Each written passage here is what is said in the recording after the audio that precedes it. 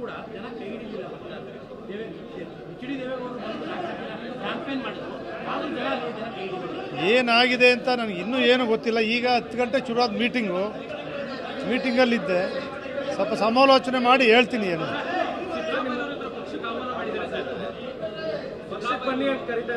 ನನಗೆ ಯಾವಾಗಲೂ ಸಿದ್ದರಾಮಯ್ಯನವ್ರು ನನ್ನ ಜೊತೆ ಮಾತಾಡಿಲ್ಲ. ಯಾಕೆ ಸುಳ್ಳು ಹೇಳ್ತೀರಿ?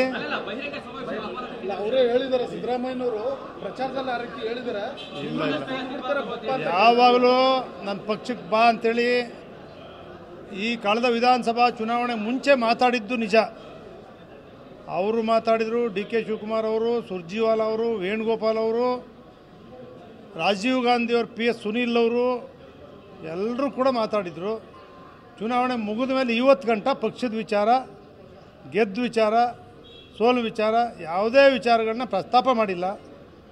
ನಾನು ಇದುವರೆಗೂ ಕೂಡ ಅವ್ರ ಜೊತೆ ಚಾಮುಂಡಿ ಬೆಟ್ಟದ ಮೇಲೆ ವೇದಿಕೆ ಹಂಚ್ಕೊಂಡಿದ್ದು ಬಿಟ್ಟರೆ ಇವತ್ತಿನವರೆಗೂ ಕೂಡ ನಾವು ಮಾತಾಡಿಲ್ಲ.